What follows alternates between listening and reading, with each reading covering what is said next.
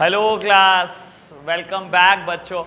बेटा traditional business और ई business में 6 बेसिस पे कल हमने डिफरेंस पढ़ लिए थे। जब मैं बेनिफिट्स ऑफ ई बिजनेस की बात करने लगा था तो मैंने 3 हेडिंग वहाँ पर करा दी थी बेटा। अभी 2 हेडिंग बेटा बेनिफिट्स ऑफ ई बिजनेस और सारी लिमिटेशन जितनी भी दी गई हैं, ये आज का मेरा मुद्दा है बेटा। ठीक है, बस ये आज सिर्फ 8 ही हेडिंग हमें पढ़नी है, कुछ ज़्यादा नहीं है। ठीक है बेटा, जिसमें से एक हेडिंग मुझे बिल्कुल नहीं पढ़ानी बेटा। बेनिफिट्स ऑफ ई बिजनेस में 4th बेनिफिट है ग्लोबल रीच। कल इस पे चर्चा हो चुकी है बेटा जब मैं डिफरेंस पढ़ा रहा था, याद है आपको बेटा? बाबू, अगर आप ट्रेडिशनल बिजनेस में हो तो ग्लोबल जाना, वर्ल्ड वाइड बिजनेस को ले जाना इज नेक्स्ट टू इम्पॉसिबल। और हमारे सामने अगर मैं करोड़ों लोगों के एग्जाम्पल ले लूँ तो करोड़ों में से 1-2 बिरले ही होंगे बेटा जो दुनिया लेवल तक अपने बिजनेस को लेके जो मल्टीनेशनल कंपनी बनी बेटा। लेकिन अगर आप ई बिजनेस की बात करोगे, ऑलमोस्ट हर ई बिजनेस बेटा वर्ल्ड वाइड है, क्योंकि नॉर्मली लोग बेटा डोमेन बहुत सोच समझ के लेते हैं, और जब डोमेन लेते हैं बेटा .com ही लेते हैं, और .com लेने का मतलब ही है बेटा आपका बिजनेस वर्ल्ड वाइड पहुंच गया। तो बेटा ई बिजनेस में वर्ल्ड वाइड जाना बहुत आसान है, सिर्फ 200 रुपये का डोमेन और वर्ल्ड वाइड बिजनेस पहुंच गया। और यही सोचकर देखो ट्रेडिशनल बिजनेस बेटा 200 अरब की बात करो, 20,000 करोड़ की बात करो, इससे कम पे शायद वर्ल्ड वाइड ले जाना बिजनेस को पॉसिबल भी नहीं है। ठीक है जी बात, ओके बात, इस पे तो चर्चा ना करूं बेटा। लास्ट बेनिफिट है ई बिजनेस का, ये बहुत काम का बेनिफिट है, इस पे बहुत चर्चा करेंगे। बेनिफिट का नाम है movement towards a paperless society. बेटा जब से ई बिजनेस आया है बेटा, हम धीरे धीरे उस सोसाइटी की तरफ जा रहे हैं जो पेपरलेस है, और धीरे धीरे आप देखोगे पेपर के इस्तेमाल बिल्कुल बंद हो गए। लो, इसके ऊपर कम से कम आपको 4 से 5 एग्जाम्पल देता हूं हर अलग अलग इंडस्ट्री से। सबसे पहले बात करता हूं बेटा एक बैंक की। बेटा आप ये समझो, आज मैं एक सरकारी बैंक में अकाउंट होल्ड करता हूं, ठीक है ना, मेरा एक बैंक अकाउंट है बेटा, लेट्स सपोज बात करते हैं पंजाब नेशनल बैंक में। ठीक है जी, मेरे पास चेकबुक आई जब मैंने अकाउंट खुलवाया 50 लीफ की, 50 लीफ आई, यानी कि 50 चेक आए बेटा चेकबुक में। मैं बेटा काटता रहा, चेक देता रहा लोगों को, ठीक है ना। आज मेरे पास 49 चेक बेटा मैंने किसी को दिया, मेरे पास लास्ट चेक लेफ्ट है। मेरे को चेकबुक चाहिए, मैं क्या करूंगा? आज भी सरकारी बैंक में तो पुराना सिस्टम चलता है, आओ जी एक प्लेन पेपर पे एप्लीकेशन लिख कर दो बैंक ब्रांच मैनेजर के फेवर में, वो अप्रूव करेंगे और आपके घर कहीं चेकबुक आएगी जी, आएगी जब आएगी। बेटा आपको एक सिस्टम बताता हूं, बैंक का आपको सच में लगेगा we are moving towards a society which is paperless. बेटा आपने शायद यस बैंक का नाम सुना है, आपके सहारनपुर सिटी में भी है बेटा, कोट रोड पर, ठीक है ना, वी मार्ट के बराबर में ब्रांच है। ये सिस्टम इनका बहुत कमाल लगा मुझे। आज से वे बैक आप बोल सकते हो 7 ईयर्स अगो सहारनपुर में यस बैंक की पहली ब्रांच खुल रही थी, वही ब्रांच, ठीक है ना। जब मैंने अकाउंट खुलवाया बेटा, एक चीज बड़ी कमाल की लगी, मेरे पास ना 50 लीफ आई चेकबुक की, ठीक है ना।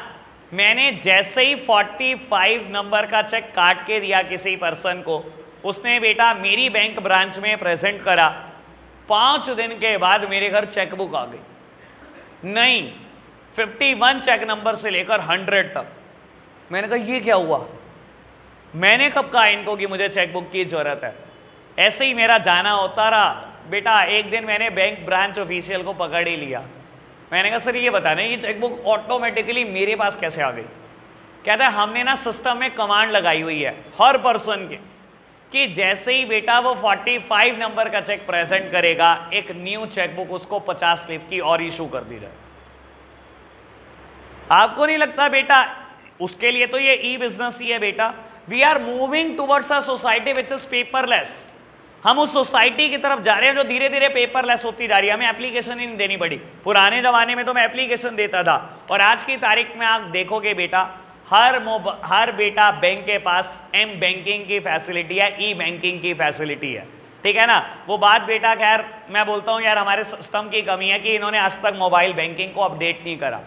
मैंने आपको ई बैंकिंग पढ़ा है ना, लेकिन आज की तारीख में बता दो बेटा कौन सा बैंक ऐसा है जिसकी मोबाइल बैंकिंग नहीं चलती? हर बैंक की चलती है, जिसको हम प्यार से एम बैंकिंग बोलते हैं। आज मैं बेटा एम बैंकिंग पे जाऊं और बेटा रिक्वेस्ट डालूं मुझे एक चेकबुक चाहिए, मैं क्लिक करूंगा बेटा 2 से 3 बिजनेस डे में चेकबुक मेरे घर होगी। हम धीरे धीरे बेटा उस सोसाइटी की तरफ जा रहे हैं जो पेपरलेस होने वाली है, ना पेपर का कोई इस्तेमाल ही नहीं होगा बेटा, ठीक है ना। ये पहला एग्जाम्पल है मेरा। दूसरा, बाबू सहारनपुर सिटी की एक बहुत बड़ी फर्म है जिसकी वजह से बेटा हम यूपी में है, स्टार पेपर मिल्स, और दूसरी आईटीसी, दो ही तो है ना बेटा। क्या, चलो आज आईटीसी पे एक बात भी बताऊंगा आपको, ठीक है ना बेटा। एक फर्म है जिसका नाम है स्टार पेपर मिल्स, ठीक है ना। एक नोन मेरे काम करते हैं बाबू, उन्होंने ये बात मेरे को बताई थी कि स्टार पेपर मिल में सिस्टम क्या चलता है बेटा। उन्होंने अपना अकाउंटिंग सॉफ्टवेयर बनाया हुआ है। अकाउंट्स बनाने के लिए बहुत सारे सॉफ्टवेयर आते हैं बेटा जो मार्केट में अवेलेबल है, लेकिन कई कंपनियां, जो बड़ी कंपनियां होती है, वो अपने लिए स्पेशली डिज़ाइन कराती हैं अपना सॉफ्टवेयर। उन्होंने डिज़ाइन कराया हुआ है अपना सॉफ्टवेयर, कस्टमाइज कराया हुआ है बेसिकली बोल सकते हो आप सॉफ्टवेयर को बेटा। मान लो स्टार पेपर मिल्स जो भी रॉ मटेरियल का इस्तेमाल करता है बेटा पेपर बनाने के लिए, ठीक है ना, उन्होंने फीड किया हुआ है। जैसे ही इस रॉ मटेरियल की क्वांटिटी हमारे सॉफ्टवेयर में 10,000 यूनिट से कम रह जाएगी, ऑटोमेटिकली इस प्रोडक्ट को सप्लाई करने वाले जितने सप्लायर हमारी लिस्ट में हैं उन सबको बेटा एक मेल चली जाए। अब क्या होता है बेटा, उनको कभी कुछ ध्यान नहीं रहता बेटा। वो क्या कर रहे हैं बेटा, रॉ मटेरियल को इशू कर रहे हैं प्रोडक्शन डिपार्टमेंट में। उन्होंने एंट्री करी कि रॉ मटेरियल खत्म हो गया, प्रोडक्शन डिपार्टमेंट में चला गया। उन्होंने एंट्री करी, रॉ मटेरियल खत्म हो गया, प्रोडक्शन डिपार्टमेंट में चला गया। 1 लाख यूनिट रॉ मटेरियल की पड़ी थी बेटा। जैसे ही वो 10,000 से नीचे गई, ऑटोमेटिकली उस रॉ मटेरियल को सप्लाई करने वाले जितने भी सप्लायर थे सबको मेल चली गई कि हमें फ्रेश 1 लाख क्वांटिटी ऑर्डर करनी है, आप बताओ हमें किस रेट पे सप्लाई कर सकते हो। सबको बेटा चली गई मेल, और सबके यहां से कोटेशन आई हुई है आपके पास। आपने देखा 2 दिन के बाद, अच्छा सबने कोटेशन भी भेज दी कि कौन कौन हमें 1 लाख यूनिट किस किस रेट पे सप्लाई कर सकता है। जिसका ऑर्डर आपको सबसे सस्ता लगे कर दो बेटा वहां ऑर्डर प्लेस। तो बेटा सोचो पुराने जमाने में कैसे काम होता था और हम नए जमाने में कहां जा रहे हैं बेटा। We are moving towards a paperless society, जहां पेपर का कोई काम ही नहीं रहने वाला, इतने ऑटोमेटेड हो रहे हैं बेटा सिस्टम। समझ आया दूसरा एग्जाम्पल। तीसरा एग्जाम्पल, आज की तारीख में देखोगे बेटा बहुत सारी गवर्नमेंट अथॉरिटीज बेटा पेपरलेस हो गई हैं। बहुत सारी गवर्नमेंट अथॉरिटी आज की तारीख में देखोगे बेटा, हर गवर्नमेंट अथॉरिटी के पास कोई ना कोई ऐप है, कोई ना कोई वेबसाइट है। धीरे धीरे सब कुछ ऑटोमेटेड हो रहा है बेटा, सब कुछ पेपरलेस हो रहा है। मैं अपने एंगल से बात करता हूँ, जब मैं सीए की इंटर्नशिप कर रहा था वे बैक इन 2010, तो बाबू इनकम टैक्स रिटर्न कैसे भरी जाती थी, पेपर होता था, सीए पेपर फिल करता था, 2 कॉपीज में इनकम टैक्स डिपार्टमेंट जाता था और वहां से स्टैंप लगवा के आता था। एक पेपर सबमिट कर देता था, एक पेपर आपको दे देते थे इनकम टैक्स अथॉरिटीज, ठीक है ना। वो जो पेपर इनकम टैक्स डिपार्टमेंट से स्टैंप लग कर आया है बेटा, हम अपने क्लाइंट को दे देते थे, ये देखो आपकी रिटर्न है, वहां से स्टैंप लगी हुई है, अप्रूव होगी। ऐसे होती थी। और बता देता हूँ बेटा, जब मैं सीए बना 2014 में, तब तक सारे सिस्टम ऑटोमेटेड हो चुके थे, यानी कि सारी फाइलिंग ऑनलाइन हो चुकी थी, ठीक है ना। अब बेटा आप सिर्फ इनकम टैक्स डिपार्टमेंट तभी जाते हो जब किसी क्लाइंट का केस लगाओ, अदरवाइज जाना नहीं पड़ता। और केस बेटा रेयर लगते हैं बेटा, ठीक है ना। अगर आप अच्छे चार्टर्ड अकाउंटेंट है तो आप रेयरली अपने क्लाइंट का केस लगने दोगे। मैं आपको बता देता हूँ 7 साल में 2 या 3 बार गया हूँगा बस इनकम टैक्स डिपार्टमेंट की शक्ल देखे में इतना टाइम हो जाता है। तो ये है बेटा कमाल। We are moving towards a society which is paperless. आप ऐसी सोसाइटी की तरफ जा रहे हो बेटा जो बिल्कुल पेपरलेस होती जा रही है, पेपर का कोई यूज ही नहीं रह रहा। एक और बात बता देता हूँ, ये 4th एग्जाम्पल होगा मेरा आपका। मैंने बात कर दी आपके साथ 3 चीज़ों पर, ठीक है ना। येस बैंक की मैंने बात करी, स्टार पेपर मिल्स की बात करी, गवर्नमेंट अथॉरिटी की बात करी, अब बात कर रहा हूँ रिजर्व बैंक ऑफ इंडिया की। बाबू कहीं ना कहीं धीरे धीरे रिजर्व बैंक ऑफ इंडिया के पास भी बहुत सारे सजेशन आने लगे कि आप क्यों करेंसी प्रिंट कर रहे हो। सुनना, ये बड़े काम की बात होगी आपके लिए कि आप करेंसी क्यों प्रिंट कर रहे हो। आपको भी अंदाजा होगा बेटा, करेंसी प्रिंट करने पर हमारी भी कुछ ना कुछ कॉस्ट आती होगी।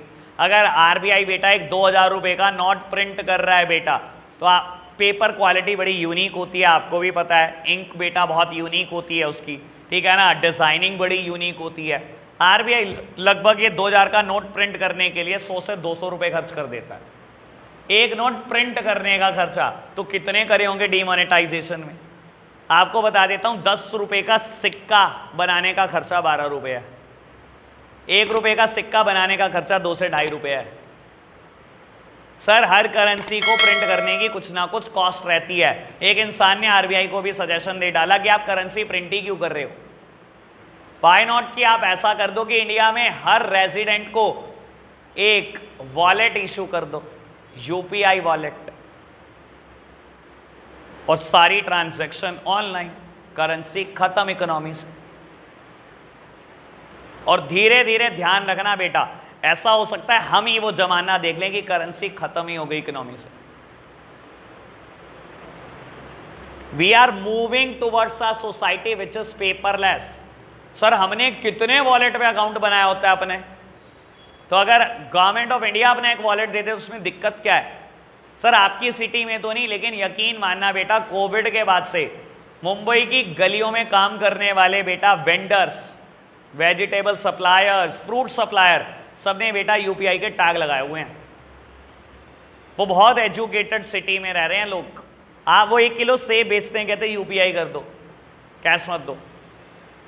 कैश पकड़ते हुए भी जान निकलती है। जहां इतना कोविड फैला हो बेटा, कैश भी नहीं पकड़ते लोग। हमारी सिटी में तो खैर ऐसे हाल नहीं है अभी, शायद मैंने तो कोई वेंडर देखा नहीं जिसके पास बेटा यूपीआई का टैग लगाओ, लेकिन बेटा बड़ी सिटीज़ में है ये कहानी। तो आप समझ लो बेटा हम कितनी जल्दी जल्दी अडॉप्ट कर रहे हैं सिस्टम को, तो एक दिन आएगा जरूर बेटा। और बता देता हूँ, चलो मैं एक बहुत बड़े बंदे के एंगल से बात कर देता हूँ। एक कन्फेक्शनरी शॉप है आपकी सिटी की, बहुत अच्छी बड़ी रेप्यूटेड मानी जाती है। तो मेरे को बोलता था कि किसी दिन हमारे पास कैश इकट्ठा हो जाता था 50-50 हज़ार रुपये। कहता है अब दिन में 1,000 रुपये कैश नहीं आता, 1,000 2,000। मैंने कहा बाकी का तो सब यूपीआई है। इतने तो लोग एजुकेटेड हो रहे हैं। तो हम बेटा किस सोसाइटी की तरफ जा रहे हैं जो पेपरलेस होने वाली है। ये ई बिजनेस का एडवांटेज है बेटा। ओके बात, बहुत अलग अलग मैंने बहुत सारे एग्जांपल दे दिए, कोई तो याद रह ही जाएगा यार, इतने खराब दिन थोड़ी आए हैं। ओके ना, इतनी बात, कोई दिक्कत तो नहीं। बड़े आगे बाबू, 5 एडवांटेज का डिस्कशन हो गया। एक बार जल्दी से रिवाइज करें, सामने देखना मेरी तरफ। कल बेटा मैंने सबसे पहले सेकेंड एडवांटेज पढ़ाई थी, कन्वीनियंस। और आपको याद है मैंने क्या बात बोली थी कन्वीनियंस में? बेटा 24/7/365 आप कभी भी प्रोडक्ट ऑर्डर कर सकते हो। अगर आपको रात को 2 बजे लगता है ना कि मुझे प्रोडक्ट पसंद आ रहा है, आप ऑर्डर कर सकते हो। जबकि ट्रेडिशनली बेटा रात को 2 बजे शायद कोई बिजनेस हमारी सिटी में ओपन नहीं होता। कई सिटी हैं बेटा, मेट्रो सिटी जो 24 आवर ओपन होती हैं, लेकिन आज भी बेटा बहुत सारा ट्रेडिशनल बिजनेस रात के 2 बजे नहीं खुले होते। ठीक है ना, लॉकडाउन में बंद होते हैं बेटा, इलेक्शन डे पे बंद होते हैं। आज सोच कर चलो बेटा, ये कन्वीनियंस है बिजनेस की। Even at the midnight, even at the Tuesday, even at the election day, even at the Sunday, आप कभी भी प्रोडक्ट ऑर्डर कर सकते हो जब आपको लगे कन्वीनियंट है। ठीक है ना जी बेटा। फिर हमने बात करी थी स्पीड की, थर्ड हेडिंग। बेटा कुछ प्रोडक्ट ऐसे हैं जो हमें just at the click of mouse available हैं। मैंने सॉफ्टवेयर की बात करी थी, म्यूजिक की बात करी थी, मूवीज की बात करी थी मैंने, ई जर्नल्स, ई बुक्स, इन सब की चर्चा मैं कर चुका था कल आपके साथ। ठीक है ना बेटा। ट्रेडिशनली जब तक बेटा हमारा वाला जमाना नहीं आया था, ये ई बिजनेस का जमाना नहीं आया था, तो ये चीजें बेटा बहुत मुश्किल होती थी अवेलेबल करना। ठीक है ना, न्यूज़पेपर के लिए लोग भागते थे। ठीक है ना, मैं बोलूँ बेटा अगर आपकी पिक आनी हो न्यूज़पेपर में, आपको पता, और ये ट्रेडिशनल बिजनेस, और आज बहुत बारिश का दिन है, न्यूज़पेपर देने वेंडर नहीं आया, तो आप भागते थे, भाई भाग लो की तरह ढूंढने की, न्यूज़पेपर दे दो कहीं से तो कोई मिल जाए। ये ट्रेडिशनल जमाना था बेटा। यही बुक्स के लिए भागते थे, टीचर ने कह दिया कल पनिश कर दूंगी, बुक नहीं लाई, ये नहीं करा, वो नहीं करा। आज सब कुछ अवेलेबल है, आज भी करता है, कह रहा पनिश, हाँ वो तो करूंगा। हाँ जी बेटा, just at the click of mouse available है भाई। मैंने एनसीईआरटी खरीदे हुए 4 साल हो गए। हर साल मैं नई बुक्स खरीदता हूँ जो अवेलेबल नहीं होती बेटा ऑनलाइन, जो अवेलेबल होती है उसे कभी नहीं खरीदा बेटा। 4 साल से एनसीईआरटी देखी नहीं 11th की बेटा, हमेशा डाउनलोडेड है फ़ोन में, खोली, चलो जी कुछ देखना है, क्या पढ़ाना है आज देख लिया, जरूरत नहीं पड़ती भाई। ठीक है ना, ये एडवांटेजेस हैं बेटा, ये स्पीड है। फिर हमने फर्स्ट वन बात करी थी बेटा, क्या हेडिंग का नाम था? Ease of formation and lower investment requirement. बेटा ई बिजनेस में बिजनेस शुरू करना बहुत ही आसान है, एज वेल एज बहुत सस्ता पड़ने वाला है। ठीक है ना, एक बहुत अच्छे वेब डिजाइनर से भी वेबसाइट बना लोगे बेटा 2 लाख, 4 लाख, 5 लाख, ये मैक्स लिमिट होगी। जबकि ट्रेडिशनली एक बहुत अच्छी दुकान, एक बहुत अच्छी फिटिंग, एक बहुत अच्छा शोरूम, उसमें भी बहुत सारा सामान उधार पे बेचोगे तब भी नहीं बिजनेस चलते। ये ट्रेडिशनल बिजनेस कहलाते हैं बेटा। और ई बिजनेस को सेटअप करना बहुत आसान। और हमने एक फ्रेज भी कल याद करी थी बेटा, networked individual is more efficient than net worth individual. एक वो इंसान जिसका नेटवर्क बहुत बड़ा है बेटा, एक वो इंसान जिसकी नेटवर्थ बहुत बड़ी है। इन दोनों में से अगर चूज करना हो बेटा तो हमेशा नेटवर्क वाले इंसान को चूज करना, क्योंकि वो ज्यादा एफिशिएंट निकलेगा। वो आज नहीं तो कल उसको पीछे ही छोड़ देगा बेटा जिसकी नेटवर्थ बहुत बड़ी थी। और मैंने एग्जांपल दिया था बेटा Jeff Bezos versus Bill Gates. Bill Gates बहुत बड़ी नेटवर्थ, दुनिया का सबसे अमीर आदमी, और जेफ बेजोस उस टाइम पर बच्चा होगा इसके आगे, नेटवर्क कुछ भी नहीं, लेकिन बेटा उसने बहुत बड़ा नेटवर्क बनाया। और क्योंकि उसका नेटवर्क बहुत बड़ा था, वेरी सून बेटा उसने बिल गेट्स को भी पीछे छोड़ दिया in terms of net worth. Clear है ना बात? कल भी दिया था ये एग्जांपल बेटा। फिर fourth heading is global reach, अभी कर चुका हूं इसकी बात। Fifth heading is movement towards a paperless society. Yes bank, reserve bank of India, government authority, star paper mills, कुछ याद रह जाएगा। ओके बात। लिमिटेशन ऑफ ई बिजनेस की बात करें, पहली हेडिंग लिखी होगी लो पर्सनल टच, यही लिखी है ना बेटा हेडिंग, सामने देखना मेरी तरफ। बाबू अभी हम समझ रहे हैं, जब मैं रीडिंग का टाइम दूंगा तब दूंगा, अभी आप सब सामने देख रहे हो, हेडिंग पढ़ो और सामने देखना शुरू कर दो बस। बेटा लिमिटेशन की बात कर रहा हूं ई बिजनेस की, पहली लिमिटेशन लिखी गई है लो पर्सनल टच। आज भी देखो ई बिजनेस बहुत पॉपुलर हो चुका है और बहुत तेजी से बढ़ रहा है, लेकिन आपको एक बात आज भी बता देता हूं बेटा, कई चीजें ऐसी हैं बेटा जो इंसान पर्सनल टच से खरीदता है। पर्सनल टच समझते हो बेटा? Face to face contact. यकीन मानना, जिन चीजों में फेस टू फेस कॉन्टैक्ट की जरूरत होती है बेटा, ऐसी चीजें इंसान आज भी ऑनलाइन नहीं खरीदता। जनरली गारमेंट्स, आप समझते हो ना बेटा, वहां साइज इशू बहुत ज्यादा है, ठीक है ना। हर कंपनी का आपको जीन खरीदने, आपकी वेस्ट 30 है, 32 है, 34 है, 36 है, 38 है बेटा, हर कंपनी का 30 साइज अलग है, ठीक है ना। दूसरी बात बेटा, गारमेंट्स एक ऐसी चीज है इसमें बड़ी पर्सनल टच की जरूरत होती है। जब तक 2-4 तारीफ ना कर दे बेटा सामने वाला सेलर, तब तक हम खरीदना नहीं चाहते। और जनरली गारमेंट बेचने वाले तंदुरुस्त होते हैं बहुत, उनकी मार्केटिंग बहुत अच्छी होती है। अरे सर इतना तो बढ़िया लग रहा, क्या सोच रहे यार, वो पेल के ही मानेगा आपको, ठीक है ना बेटा। ऐसी चीजें हम बेटा जनरली कम प्रेफर करते हैं ऑनलाइन खरीदना। मोबाइल फोन का हमारे को पता है यार, उसमें पर्सनल टच की क्या जरूरत है, ठीक है ना। मोबाइल फोन ऐसा ही वहां दिखना है, ऐसा ही वहां दिखना है, 100 इमेजेस देख ली इंटरनेट पर, अरे चल कर ऑर्डर, वहां इतनी पर्सनल टच की रिक्वायरमेंट नहीं है। लेकिन गारमेंट जैसी चीज, टॉयलेटरीज जैसी चीज, ये चीजें हम खरीदना पसंद करते हैं बेटा आज भी ट्रेडिशनली। तो बेटा ई बिजनेस में पर्सनल टच नहीं होता, फेस टू फेस कॉन्टैक्ट नहीं होता। और आप कई बार देखते हो बेटा, आप अपना माइंड मेकअप नहीं कर पाते, आप कई चीजों को कार्ट में एंटर करते हो बेटा, दोबारा बैक मार देते हो, अरे रुक जा अभी सोच लो 2 दिन, ठीक है ना। विश लिस्ट में ऐड करते हो बेटा, लेकिन ऑर्डर नहीं करते, अरे 2 दिन में देखता हूं, ठीक है ना। और आपको बता देता हूं, अगर इस चीज में कहीं कमी है तो पर्सनल सेलिंग एफर्ट की कमी है। यही चीज सामने पड़ी होती है ना बेटे किसी दुकान में, तो सामने वाला सेल्समैन पर्सनल सेलिंग एफर्ट इतने डाल देता कि आपको पेल देता वो उसी दिन ही। तो बेटा आज भी ये ट्रेडिशनल बिजनेस की लिमिटेशन है कि इसमें पर्सनल टच इन्वॉल्व नहीं है, और कुछ चीजें सिर्फ पर्सनल टच से ही बिक पाती हैं। समझ आई लिमिटेशन? खैर इसको समझना बहुत आसान है, आपको चैप्टर कितना आसान लग रहा होगा मैं समझ सकता हूं, क्योंकि आप ये चीजें प्रैक्टिकली फेस करते हो, ठीक है ना जी। बेटा सेकंड हेडिंग है incongruence between order taking giving and order fulfilment speed. बड़ी छोटी सी हेडिंग दी गई है, पूरी बुक की सबसे छोटी हेडिंग यही लगी मुझे, इनकॉन्ग्रुएंस बिटवीन ऑर्डर टेकिंग गिविंग और ऑर्डर फुलफिलमेंट स्पीड। लो प्यारे बच्चों समझना, देखो बेटा हर सामने देख भाई, बाबू जब मैं कन्वीनियंस की बात करता हूं, जब मैं एडवांटेज में कन्वीनियंस की बात करता हूं, तो मैंने बोला कि आप प्रोडक्ट को ऑर्डर कर सकते हो, आधी रात को प्रोडक्ट ऑर्डर कर लो, संडे के दिन प्रोडक्ट ऑर्डर कर लो, इलेक्शन डे कर लो, सर सिर्फ ऑर्डर कर लो। एक बात बताओ बेटा, रात को 1 बजे आपको मेडिसिन की जरूरत है, आपको बहुत तेज हेडेक है बेटा या फीवर है, सर ट्रेडिशनली कोई मेडिकल स्टोर नहीं खुला, नहीं मिल रही मेडिसिन, तो सर ई बिजनेस भी क्या आपको अभी दे देगा क्या? सिर्फ ऑर्डर ही तो कर सकते हो, कन्वीनियंस सिर्फ ऑर्डर की है, मिल जाएगा प्रोडक्ट, मिल थोड़ी जाएगा, सिर्फ ऑर्डर करने की तो सहूलियत है, मिलने की सहूलियत बताओ कब है? ये लिमिटेशन है बेटा ई बिजनेस की। इनकॉन्ग्रुएंस बिटवीन, इनकॉन्ग्रुएंस का मतलब होता है time gap, there is a time gap between order taking giving and order fulfilment speed. कहता है आज ऑर्डर दोगे, मैं बोलता हूं बेटा मेरे को स्लीपर्स बहुत पसंद आ रही है, बहुत शूज बहुत अच्छे लग रहे हैं मेरे को, कोई शू खरीदने हैं मेरे को, रात को 2 बजे मैं माइंड मेकअप कर रहा हूं खरीदूं कि नहीं खरीदूं।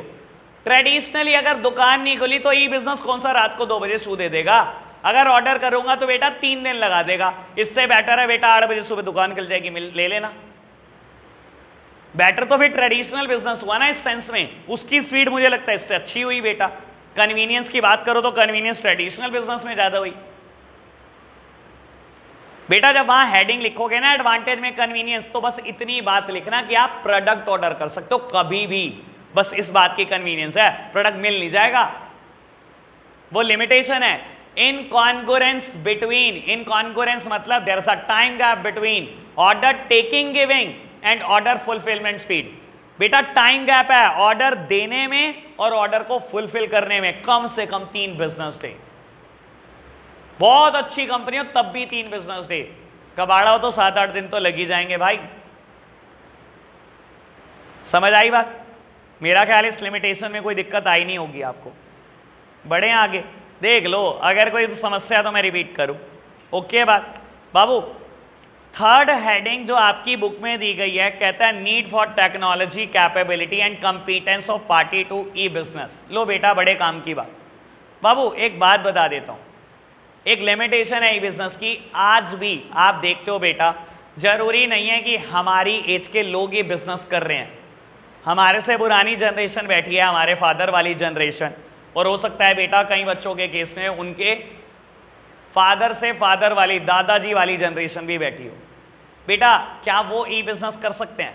बेटा ये लिमिटेशन में बोलता है कि ई बिजनेस करने के लिए ना आपको कंप्यूटर जैसी सारी टेक्नोलॉजी से अवेयर होना पड़ता है। हमारी जनरेशन तो है, लेकिन क्या उनकी जनरेशन है? क्या वो ई बिजनेस कर सकते हैं?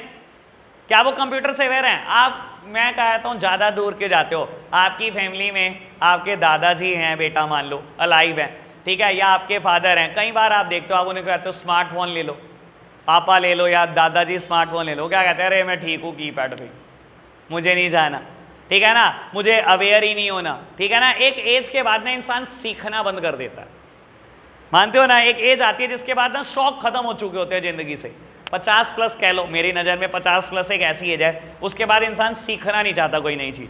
आप कहोगे ना फादर को ड्राइविंग सीख लो, कार सीख लो, अरे छोड़ मैंने क्या करना है, अरे फ़ोन ले लो ना, अरे मैंने क्या करना है, छोड़। वो हर चीज़ को मना करने लगते हैं बेटा, ठीक है ना। बाबू क्या ऐसे लोग ही बिजनेस कर सकते हैं? ये तो बात मानते होंगे ना। यकीन मानना बेटा, अगर अंग्रेजों ने हमें डिवाइड किया था ना, तो इन चीज़ों ने भी आज हमें डिवाइड कर दिया है। इसके लिए एक नई टर्म हम बोलते हैं डिजिटल डिवाइड। एक तरफ दुनिया के वो लोग हैं, दुनिया 2 हिस्से में डिवाइड हो चुके हैं सच मायने में। एक तरफ वो लोग हैं बेटा जो कंप्यूटर और कंप्यूटर से जुड़ी सारी टेक्नोलॉजी से अवेयर है बेटा, और एक तरफ वो लोग हैं बेटा जो बिल्कुल अवेयर नहीं है। एक टर्म क्रिएट हो गया डिजिटली डिवाइड। हम डिजिटली डिवाइड हो चुके हैं, और यकीन मानना आज से 2-3 साल पहले तक मैंने भी ऐसे इंसिडेंट बड़े देखे हैं। मैं पूछता था ना भाई, ला यार व्हाट्सएप नंबर दियो, ग्रुप में ऐड करूं। अगर कोई कहता था मैं व्हाट्सएप नहीं चलाता, तो मैं उसको ऐसे देखता था जैसे उसने पता नहीं कितना बड़ा क्राइम कर दिया, जबकि मेरी नज़र में वो तो बहुत अच्छा बंदा है भाई, नहीं चलाता, बढ़िया सिरदर्दी से बहुत दूर है, ठीक है ना। लेकिन बेटा आज मैं सोचूं, आज तो मैं उसको कहूँगा तो पागल है, तो कुछ नहीं है, तो बेकार आदमी है, ठीक है ना। लेकिन बेटा कहीं ना कहीं दुनिया 2 हिस्सों में बट चुकी है, ठीक है ना। हम अपने पेरेंट्स को कह देते हैं, आप कहते हो ना अच्छा ऑनलाइन पेमेंट कर देता हूँ या ये कर देता हूँ, ये तो बिजली का बिल अभी पे कर देता हूँ। अरे मम्मी आपको नहीं पता, छोड़ो ना, आपको नहीं पता। हम खुद उनको ऐसी बातें बोल देते हैं, ठीक है ना। मैंने बतेरे लोगों को देखा यार बातें बोलते हुए, वो ठीक है यार, ठीक है ना, सबकी वैल्यूज अलग हैं, हर कोई तो नहीं बोलता होगा, लेकिन बोल देते हैं, दुनिया बहुत बोल देती है, ठीक है जी। बात ओके, समझ आई बात। 4th हेडिंग पढ़ें। 4th हेडिंग, चलो पहले 4th ही पढ़ लो, सीक्वेंस से ही पढ़ लो। 4th हेडिंग है बेटा increased risk due to anonymity and non traceability of the parties. बड़े काम की बात बेटा, कहता है ई बिजनेस में रिस्क है। कोई एनोनिमस पर्सन ट्रांजैक्शन कर जाएगा, पता नहीं लगेगा, और पार्टी ट्रेस नहीं हो पाती। और आपको पता है बेटा ऐसे फ्रॉड ई बिजनेस में बहुत एग्जिस्ट करते हैं, ठीक है ना। लोगों के अकाउंट हैक हुए, अकाउंट से बैलेंस साफ, लोगों को फर्जी, कॉल आई, बैलेंस साफ। बहुत सब चीजें सुनी है ना आपने। पार्टी ट्रेस हो पाई आज तक? पार्टी नहीं ट्रेस हो पाती, ठीक है ना। मैं आपको किस्सा बता देता हूं, अभी इसी लेटेस्ट लॉकडाउन का किस्सा है, ठीक है ना। मैं तो अपने घर पे पहले ही बता के रखता हूं कि ऐसी ऐसी चीजें, ऐसे ऐसे फ्रॉड होते रहते हैं। मेरी मदर के नंबर पे कॉल आई, ठीक है ना। ये रिजर्व बैंक ऑफ इंडिया की तरफ से कॉल है, आपका जो स्टेट बैंक का एटीएम है इसके नंबर बताएं। मेरी मदर ने मुझे फोन पकड़ा दिया। मैंने कहा जी भैया क्या? कहता है रिजर्व बैंक ऑफ इंडिया की तरफ से कॉल है, जो आपका स्टेट बैंक का एटीएम है उसका नंबर बताएं। मैंने कहा तूने बड़ा गलत फोन मिला, मैं तो रिजर्व बैंक ऑफ इंडिया का चेयरमैन बोल रहा हूं। मैंने कहा अभी 2 मिनट रुक, तो अभी तुमने को मैं बताता हूं बेटा, तेरी लोकेशन ट्रेस करता हूं। 1 मिनट नहीं लगा फोन कटने में। ऐसे किस्से बहुत हैं, तो मैं तो नहीं मान रहा मैं अकेला इंसान हूं जिसके साथ ये हुआ है, कितनों के साथ होता है। मेरे फादर साहब के फ्रेंड को कॉल आई, हाँ जी सर नमस्ते। नमस्ते, कौन बोल रहा है? अरे कल मिले तो थे। अच्छा मिश्रा जी बोल रहे हैं क्या? हाँ हाँ, कल मिले नहीं थे क्या? मिले थे। अरे मेरा ना अकाउंट फुल हो रखा था, 10,000 जमा कराने थे आपके अकाउंट में, सोच रहा हूँ जमा करा दूँ क्या आपके पेटीएम में जमा? कोई दिक्कत तो नहीं? उसने कहा यार मेरे पेटीएम में मत कराइयो, चल एक काम कर मेरे बेटे के पेटीएम में करा दे। उसने कहा नंबर बताना, ये नंबर है। उसने फटाफट नंबर डाला, उसने कहा ओटीपी। कहता हाँ मेरे फोन पे ही आता ओटीपी, ये फोन जितना अकाउंट बैलेंस था सब साफ। और भाई साहब आप सोचते हो कि पार्टी ट्रेस कर पाओगे? जाओ लिखवा के आओ जहां कंप्लेन लिखवा के आनी, मुझे बताना कब हुई पार्टी ट्रेस। इंडिया में बेटा हमारी साइबर सेल इतनी एक्टिवेट नहीं है बेटा कि जो 2 मिनट में आपके हाथ में रख देंगी बेटा पर्सन कहां पर लोकेटेड है, और बहुत मुश्किल ऐसे पर्सन को ट्रेस कर पाना। ये तो खैर फोन कॉल की बात होगी, मैं वेबसाइट को बेटा एग्जांपल देता हूं। मैं हमेशा बोलता हूं बेटा अगर बहुत अच्छी वेबसाइट नहीं है ना, ऑर्डर भी मत करना, और अगर ऑर्डर कर रहे हो तो सीओडी ही सेलेक्ट करना, ठीक है ना। जब ई बिजनेस शुरू में पॉपुलर हुआ ना, तो हजारों कंपनियां, हजारों वेबसाइट बन गई। Amazon, स्नैपडील और फ्लिपकार्ट तो थी, ठीक है, ये 3 सबसे बढ़िया हुआ करती थी, आज भी सबसे अच्छी है, ठीक है ना। इसके अलावा भी बहुत सारी अब आ चुकी हैं भाई, जो बहुत अच्छी होंगी, ठीक है ना। लेकिन बेटा फर्जी भी बहुत सारी थी, ठीक है ना, जो आपको ऑफर ऐसे देते थे बेटा, आपको टेम्प्ट करने की कोशिश करते थे, टेम्पटेशन देते थे आपको, ठीक है ना। एक टाइम पर बेटा आपको लालच दिया गया, ठीक है ना, उस टाइम पर पावर बैंक का जमाना आया। अभी पावर बैंक का जमाना दोबारा बड़ा कम हो चुका है, लेकिन क्योंकि मोबाइल की बैटरीज बहुत अच्छे एमएएच की आने लगी, 5000 एमएएच, 6000 एमएएच। उस टाइम पर बेटा बात ऐसी आती थी, तू ही बना रहे ना, घर के पीछे फैक्ट्री है, लो जी बेटा 2000 एमएएच की बैटरी आया करती थी, और बेटा पावर बैंक का जमाना आया करता था। पावर बैंक 10-10 हजार एमएएच के। कई कंपनीज में देखता था अमेज़न वो चीज़ दे रहा है आपको 1000 रुपये में, कई कंपनीज ने ऑफर डाल रखा है 200 रुपये में। यार बंदा ये नहीं समझता कि 200 रुपये में ऐसी कोई चीज़ नहीं मिल सकती, पता नहीं क्या हो जाता है समझदारी को। मेरे ही किसी नोन ने मेरे सामने बैठ के, मैंने उसे मना करा ये नहीं होगा जेन्युइन, पेमेंट कर दी, घर आ भी गया, मुझे कहता है देख। मैंने कहा यार कमाल होगी, 200 रुपये में 10,000 एमएएच का पावर बैंक मिल गया तुझे। मैंने कहा चल बहुत बढ़िया भाई, हो सकता है मिल गया। भाई साहब जब उसने चार्ज करा ना, 2 मिनट से ज़्यादा चार्ज नहीं करता था वो। तो ये तो हमें पता होना चाहिए ना बेटा, हम टेम्पटेशन में आ जाते हैं। ऐसा ऑफर जो कभी हो ही नहीं सकता, हम क्यों नहीं अपने माइंड को बेटा ध्यान दिलाते कि ऐसी चीज़ हो नहीं सकती, एग्जिस्ट नहीं कर सकती बेटा। कोई ऐसी कंपनी ने इतना सस्ता प्रोड्यूस करके दे देगी आपको। इंडियंस को बस हर चीज़ सस्ती दिखनी चाहिए, ये पागल हो जाते हैं। किसी टाइम पर एक फ़ोन आया था फ्रीडम 251, याद है आपको? 251 रुपये में स्मार्टफोन, पहले दिन में करोड़ बुकिंग। पता है आपको कितना बड़ा फ्रॉड हुआ था? आज तक बेटा उसका जो सीईओ है शामली का है, 2-3 बंदों ने मिलकर कंपनी बनाई थी फ्रीडम 251 रुपये में स्मार्टफोन देंगे। बेटा गवर्नमेंट को भनक लगी कि यार ये कुछ गड़बड़ है। पहले दिन में करोड़ों रजिस्ट्रेशन हुए थे, आप सोच नहीं सकते। और कईयों ने बेटा एडवांस पेमेंट की थी। गवर्नमेंट ने बेटा अगले दिन ही बेटा रजिस्ट्रेशन पे रोक लगाई और बेटा इंक्वायरी बिठा दी। पता लगा अगर ये स्मार्टफोन बनाते भी तो कम से कम कॉस्ट शायद 2600 रुपये आती, तो 251 में कैसे दे? तीनों को जेल डाल दिया बेटा, बहुत बड़ा फ्रॉड था वो। सस्ता देखना नहीं, मतलब क्या गधे हो तुम, 251 रुपये में स्मार्टफोन। आज भी नहीं दे सकता कोई, जब इतनी टेक्नोलॉजी बढ़िया हो चुकी है। तो जब शुरू में कौन दे देगा यार। सर पार्टी ट्रेस नहीं होती, वो तो बहुत बड़ी कंपनी बनी हुई थी, कंपनी का रजिस्टर्ड ऑफिस का एड्रेस था तो बच गए, वरना बेटा ई बिजनेस आप कर रहे हो तो बहुत कंपनियां पैसों का फ्रॉड करके जाती हैं और कभी कोई पार्टी ट्रेस नहीं हो पाती। ठीक है जी, बात बढ़े। दुनिया के सबसे ज्यादा हैकर्स कहां से आते हैं?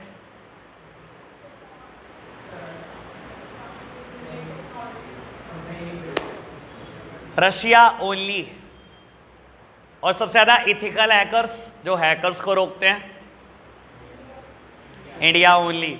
लेकिन एक बात बोल दूं बेटा, ऐसा बोला जाता है इन आईटी इंफॉर्मेशन टेक्नोलॉजी के फील्ड में, if it is difficult tell to India and if it is impossible tell to Russia. अगर आपको लगता है ये काम बहुत डिफिकल्ट है, इंडिया को बता दो, इंडिया कर देगा। और अगर आपको लगता है ये काम इम्पॉसिबल है तो रशिया को बता दो, रशिया वो भी कर देगा। Russia is rank 1 in IT and India is rank 2 in IT. Russia कुछ भी कर सकता है। दुनिया के सबसे तगड़े हैकर्स रशिया से आते हैं बेटा, ठीक है ना। और एथिकल हैकर्स इंडिया से आते हैं जो रोकने की कोशिश करते हैं, ठीक है ना। फ्रॉड के बहुत किस्से हैं बेटा जो ऑनलाइन रशिया ने किए, बहुत बड़े बड़े किस्से जो उनके हैकर्स ने काम किया, आप सोच भी नहीं सकते, beyond your imagination. North Korea का बेटा वो सुना है ना बेटा, तानाशाह किम जोंग उंग, है ना, सुना है ना बेटा उसके बारे में, क्या कभी ना कभी न्यूज़ में सुना होगा। तो ना बाबू, मुझे एक नॉर्थ कोरिया और साउथ कोरिया के आपस में बहुत लड़ाई है, ठीक है ना, शायद आपको पता हो, ये हिस्ट्री का किस्सा है, ठीक है ना। तो ना साउथ कोरिया ने उनके ऊपर एक मूवी बनाई, नॉर्थ कोरिया के उस तानाशाह के ऊपर एक मूवी बनाई, ठीक है ना। और उन्हें पता था कि ये मूवी बहुत अच्छा बिजनेस करेगी साउथ कोरिया में, मूवी बनी साउथ कोरिया में, ठीक है ना। नॉर्थ कोरिया ने यानी कि उस तानाशाह ने, उसको पता था कि मेरे ऊपर मूवी बना रहे हैं और वो थिएटर में लॉन्च होनी थी वेरी नेक्स्ट डे। तो उसने क्या करा, करोड़ों अरबों रुपए पे करे रशिया में किसी हैकर को, बोलता है ये हैक कर दो और इसको पब्लिक पहले ही कर दो। अगले ही दिन पब्लिक हो चुकी थी लॉन्च होने से पहले। बहुत अलग लेवल की चीज़ है, सोच भी नहीं सकते, मतलब बियॉन्ड इमेजिनेशन, ठीक है ना। ऐसे ही अमेरिका में ना एक सिस्टम है बेटा, अमेरिकन्स क्या करते हैं बेटा, देखना चाहते हैं कहाँ पर बेटा हमारी सिक्योरिटी लैग कर रही है, ठीक है ना। वो चैलेंजेस देते हैं बेटा दुनिया के हर कोने में बैठे हुए लोगों को कि हमने ये एक इंफॉर्मेशन सिस्टम डेवलप किया है, कोई इसको ब्रेक करके दिखाए, ठीक है ना। और अगर कोई ब्रेक करता है बेटा तो उससे पूछा जाता है क्या लूप होल आपने ढूंढा, और उसको वो ठीक करते हैं। अमेरिकन ऐसे करते हैं बेटा चीज़ों को टेस्ट। तो किसी टाइम पर बेटा अमेरिकन गवर्नमेंट ने कोई चीज़ लॉन्च करनी थी, खैर मैं एग्जैक्टली अभी आपको बता नहीं सकता क्या चीज़ करनी थी, कोई चीज़ लॉन्च करनी थी, क्या कान से सुन ले यार, तो कोई चीज़ लॉन्च करनी थी, उन्होंने अपनी, अभी बोल तो रहा हूँ नहीं बता सकता अभी आपको, ठीक है ना। तो कोई चीज़ उन्होंने लॉन्च करनी थी, उन्होंने अपनी वेबसाइट पे डाली और कहते हैं कि आप इसमें लूप होल ढूंढ के दिखाओ और इसको हैक करके दिखाओ। तो इंडिया के किसी पर्सन ने उसको हैक करा और बेटा अगले दिन लॉन्चिंग से पहले बेटा अमेरिकन अथॉरिटीज़ के हाथ में वो फाइल रख दी है, ये डॉक्यूमेंट आप कल लॉन्च करने वाले। तो बेटा ऐसे हजारों किस्से हैं और बता देता हूं, इंटरनेट पे कोई भी चीज़ अगर है तो वो सेफ नहीं है, हो नहीं सकती, ठीक है ना। और मैं इसके ऊपर खैर बहुत चर्चा करता रहूँगा, लेकिन एक बात अब लास्ट बात बोल देता हूँ यहीं पर।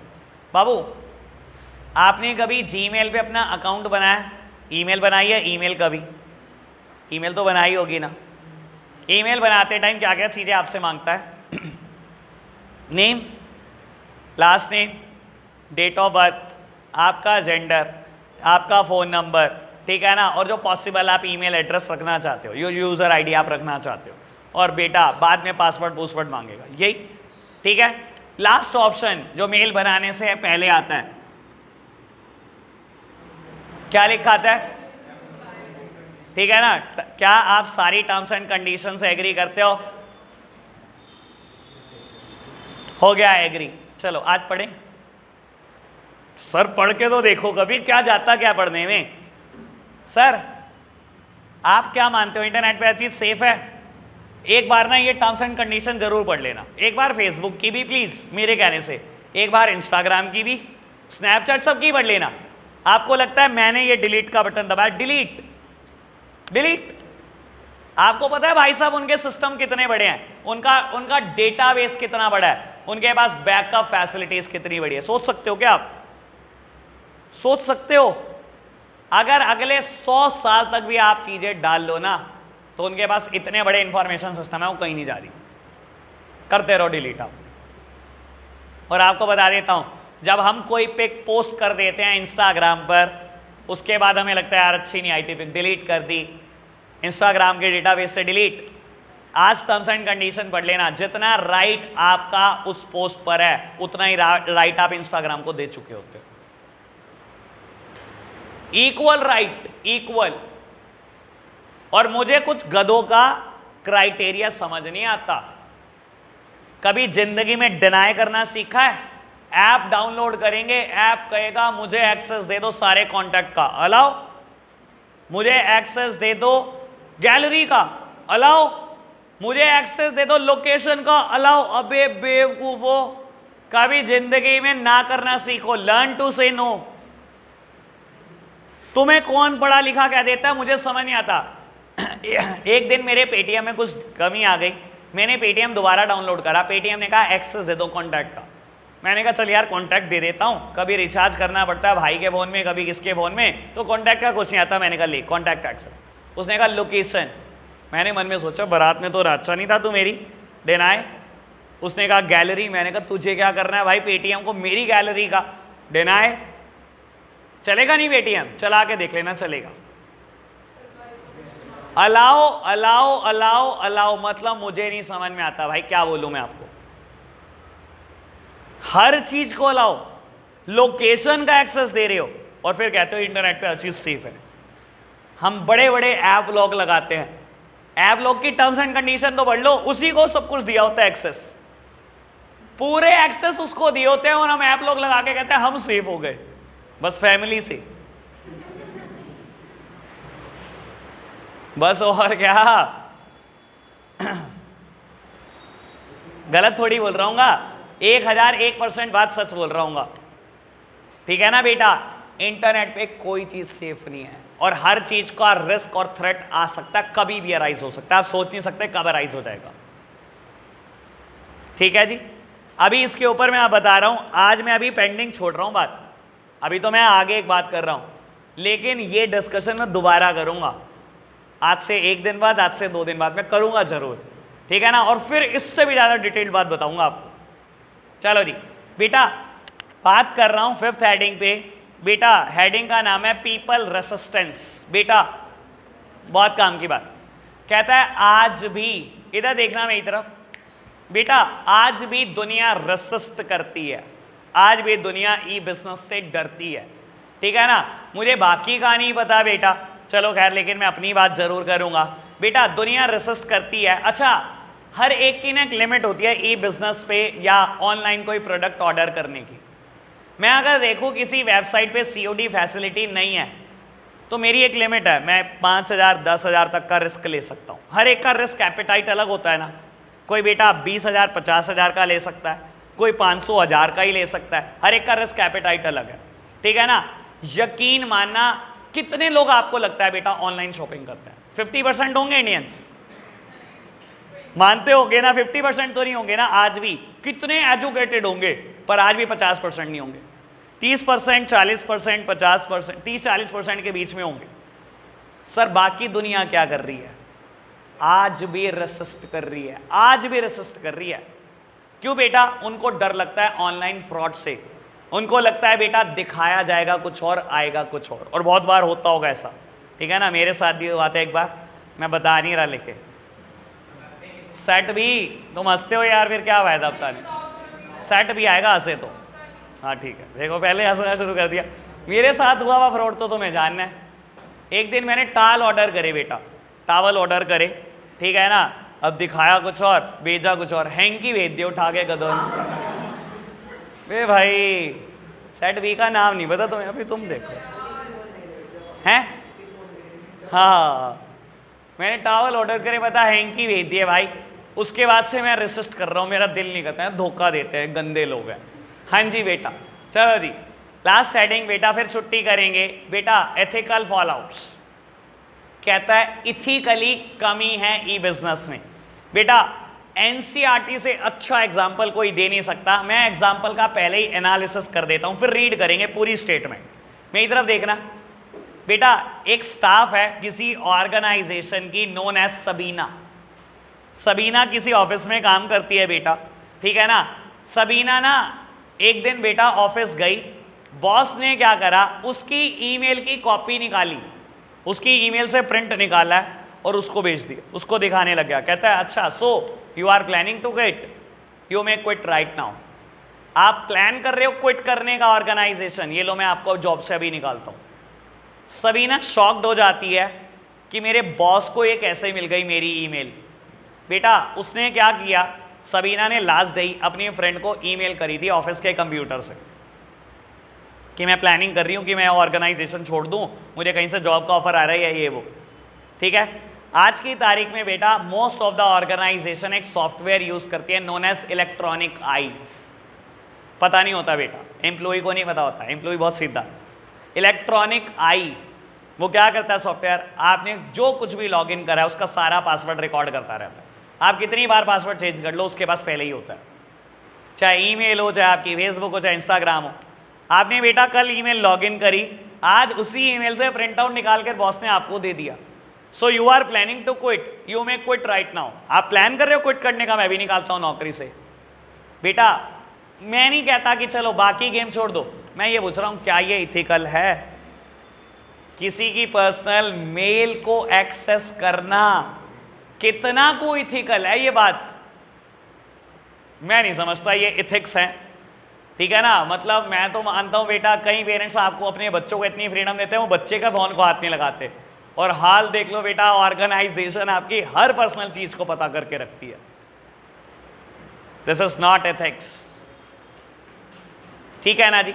रीड करें, ये वाली स्टेटमेंट जरूर रीड करनी है, फिर छुट्टी करते हैं बेटा।